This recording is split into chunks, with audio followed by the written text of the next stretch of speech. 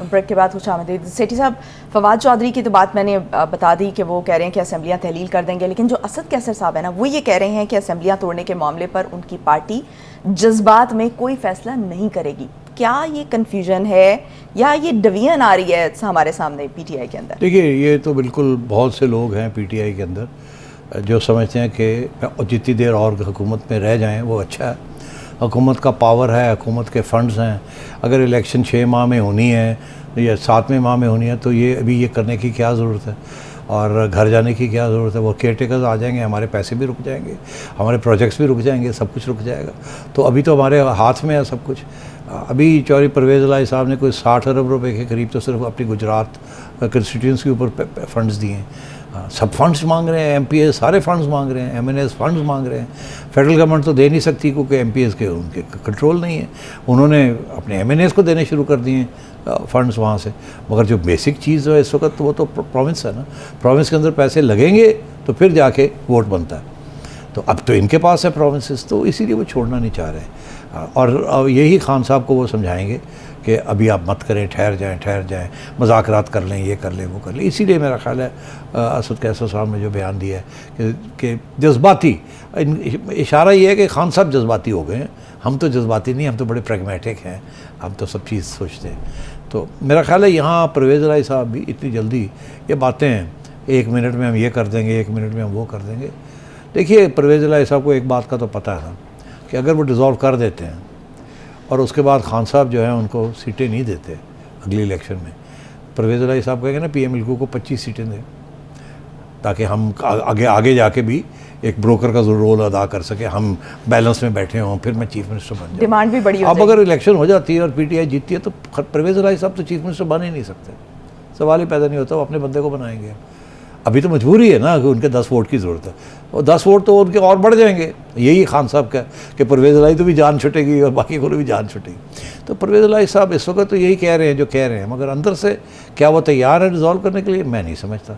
इसीलिए जरदारी साहब को उधर से कहा गया कि आप अब राब्ते करें, कोई रास्ता निकालें।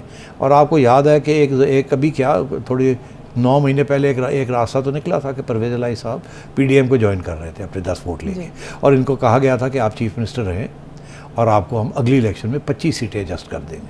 और ये 25 मांग रहे थे और नून लीग ने कहा 12 दे देंगे आपको। उन्होंने कहा नहीं 12 नहीं 25 दो।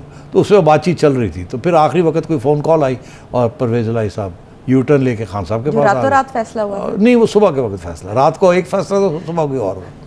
तो अब भी ऐसे हो सकता है कि परवेज़ इलाही साहब जो है वो अपना यू टर्न ले लें। बिकॉज देखिए, इमरान खान साहब के साथ परवेज़ इलाही साहब को एक बात का एहसास होना चाहिए, और है भी, फ्यूचर नहीं है।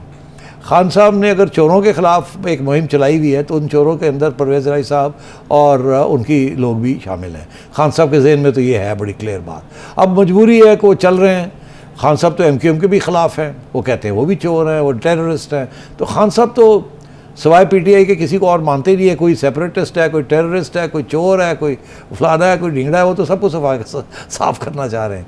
तो इसलिए परवेज़ इलाही साहब को ये सोचना पड़ेगा कि हमारा उनका फ्यूचर उनको कहाँ है। पुराने ज़माने में तो वो इस्टेब्लिशमेंट के साथ थे, जहाँ इस्टेब्लिशमेंट इशारा करती थी वहाँ चले जाते थे। फिर ये तवक्कुर करते थे कि इस्टेब्लिशमेंट उनका ख्याल रखेगी, और आज तक ख्याल रखा। मगर अब अगर अगले 2-3 साल में इस्टेब्लिशमेंट बिल्कुल न्यूट्रल होगी तो परवेज़ इलाही साहब को खुद अपना सोचना पड़ेगा। है तो वो सियासतदान, इमरान को भी बड़ी अच्छी तरह जानते हैं, नवाज शरीफ को भी बड़ी अच्छी तरह जानते हैं। उनको ये शक है कि नवाज शरीफ के साथ काम नहीं हो सकता बिकॉज वो भी छुट्टी करा देंगे। इमरान के साथ भी जिस बंदे ने कहा हो कि नैपीज़ चेंज करते रहें और ये करते रहे, वो कह रहे खान साहब भूलने वाले तो नहीं है। वो तो इंतज़ार में बैठे हैं कि हमारी अपनी गवर्नमेंट आए तो परवेज़ इलाही भी अंदर कर देंगे।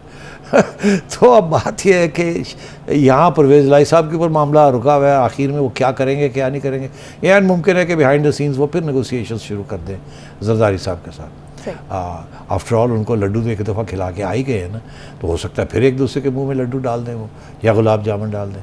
इसी तरीके के साथ केपी के अंदर जो चीफ मिनिस्टर साहब हैं और इनके बाकी साथी हैं, खान साहब जो मर्ज़ी कर लें, बड़ी लंबी करप्शन हो रही है उस गवर्नमेंट के अंदर, लंबे पैसे खर्च हो रहे हैं और अपनी जमात को मजबूत करने के लिए। तो क्या वो तैयार हो जाएंगे घर जाने के लिए? मेरा नहीं ख्याल। इसलिए अगर नून लीग और पीडीएम के लिए प्रॉब्लम्स हैं इनको रोकने के लिए, तो इनके अंदर भी प्रॉब्लम्स हैं घर जाने के लिए। तो ये इसीलिए ये एक हफ्ते की मोहलत जो ली है, ये इसलिए नहीं ली है कि फेडरल गवर्नमेंट के साथ कोई नेगोशिएशन शुरू हो जाए, ये गलत फहमी है। तो एक हफ्ते के अंदर कोई नेगोशिएशन फेडरल गवर्नमेंट के साथ नहीं हो सकती। ये इसलिए ली है बिकॉज अभी बगावत ना हो जाए पीटीआई के अंदर। अगर खान साहब कल कहेंगे जी कल ही डिज़ोल्व करो, तो वहाँ बगावत ना हो जाए, तो फिर उसको भी तो मरम पट्टी करनी है। वैसे भी वो तो ऐलान करने के बाद मुशावरत कर रहे हैं ना। हाँ, तो उनको तो पता ही नहीं था हुआ क्या है, तो इसलिए ये भी मामला चलेगा, कोई जल्दी कोई चीज़ नहीं होने वाली। तो फिर ये जो पीडीएम है, ये क्यों 4 से 6 महीने मांग रही है? ये क्यों 4 से 6 महीने डिले कर रही है? क्योंकि 4 से 6 महीने में ऐसा ये क्या कर लेंगे कि मईशत भी बेहतर हो जाएगी? जो मईशत का ये कह रहे हैं कि मईशत थोड़ी सी स्टेबल हो जाएगी, आवाम को थोड़ा सा रिलीफ दे देंगे, तो ऐसा क्या होगा 4 से 6? जी, बड़ा अच्छा उसकी वजह ये है कि ये उम्मीद है, ये इनकी उम्मीद है कि जितना टाइम और मिल जाए उस टाइम में आज की जो हालात है उससे बेहतर ही होगा, इससे ख़राब तो नहीं हो सकता। आजकल इतने हालात ख़राब हुए हैं, और अगर कुछ सियासी स्टेबिलिटी आ गई तो कुछ बाहर से आईएमएफ से इधर उधर से पैसे वैसे आ जाएंगे, और 6 माह के अंदर और कुछ नहीं तो जेब में कुछ पैसे आ जाएंगे, और वो जाने से पहले हम कुछ पैसे आवाम के ऊपर खर्च कर देंगे, तो उसके साथ शायद कुछ थोड़ा बहुत बचाव हो जाए। इससे ज़्यादा उम्मीद नहीं है कि 6 माह के अंदर अंदर ये जो मईशत जहाँ गिरी हुई है एकदम उठा के आप ऊपर ले जाएंगे, ऐसे नहीं हो सकता। बड़े बुरे हालात हैं। उनका ख्याल है कि अगर अगला बजट जो है वो किसी तरीके से नरम किस्म का बजट हम ले आएँ तो उसके साथ फ़ायदा हो जाएगा, उसके बाद इलेक्शन कॉल कर लें। तो अगर वो बजट सख्त आना हुआ, जो कि लगता तो ऐसी है कि सख्ती के बगैर होगा नहीं, तो फिर मसले बन जाएंगे। अब मसला ये है कि अभी आईएमएफ के साथ मुज़ाकरात जो है वो अगली जो पैसे मिलने हैं आईएमएफ से, वो अभी कोई इम्कान नहीं है। अभी बहुत सी मुश्किलात हैं, इनके बजट्स के जो टारगेट्स हैं वो पूरे नहीं हो रहे। अब डॉक्टर साहब लगे हुए हैं आईएमएफ को समझाने, मगर वो समझने वाले नहीं हैं। उनके अपने रूल्स हैं, उनके अपने रेगुलेशंस हैं, उनकी अपनी कंडीशंस हैं, टारगेट्स हैं। तो अब जिनसे भी मैं बात करता हूँ ये कहते हैं कि ये जनवरी फरवरी मार्च तक तो ये आईएमएफ के साथ मुज़ाकरात जो है ना ये चलते ही रहेंगे, क्योंकि अभी छुट्टियां आ रही हैं वहाँ क्रिसमस वगैरह की। अगर तो 15 दिसंबर तक कोई चीज़ सेटल हो जाती है, जो कि मुमकिन नहीं है, 2-3 इश्यूज़ खड़े हो गए हैं। करंट अकाउंट डिफिसिट जो है वो बढ़ रही है, इसी तरीके के साथ इन्फ्लेशन नहीं रुक रही, टैक्स कलेक्शन के टारगेट्स गिर रहे हैं, रेमिटेंसेस गिर रही हैं एंड सो ऑन। तो और जो एक्सचेंज रेट है उसको आर्टिफिशियली रोकने की कोशिश की जा रही है। तो मेरा नहीं ख्याल कि अगले 15 दिनों में आईएमएफ के साथ कोई कामयाबी होने जा रही है। उसके बाद आईएमएफ वो क्रिसमस छुट्टियाँ आ जाएंगी, वो 1 महीना फिर कोई मुज़ाकरात नहीं होंगे, फिर जनवरी में जाके फिर ये शुरू होगा। उसके बाद जब शुरू होता है और फिर 15 दिन लग जाते हैं मसले हल करने में, तो जनवरी का आखिर हो जाएगा। फिर उसके बाद पूरा महीना लग जाएगा, ये अपने बोर्ड आईएमएफ जो है वो जाता है अपने बोर्ड के पास, वहाँ दिखाता है, उनसे ऊपर वो लेता है, तो मार्च में जाके इनको पैसे मिलेंगे। तो अगर मार्च में पैसे मिलने हैं तो पैसे तो अब चाहिए, तो उतनी देर तक तो और भी नुकसान हो जाएगा, तबाही हो जाएगी। तो मैं समझता हूँ इस किस्म के प्रॉब्लम्स आ रहे हैं, और प्रेशर गवर्नमेंट के ऊपर कि जितनी जल्दी इलेक्शन केयर टेकर्स आ जाएं ये बोझ उठाने के लिए। एक तरफ वो प्रेशर है, दूसरी तरफ ये है कि नहीं बैठे रहो, टिके रहो, लड़ो झगड़ो, अपनी पोजीशन को बेहतर करने की कोशिश करो, क्योंकि जितनी देर आप बैठ जाएंगे उतनी देर आप शायद कुछ ना कुछ कर लें। ये इस किस्म की सूरत हाल है। तो दूसरा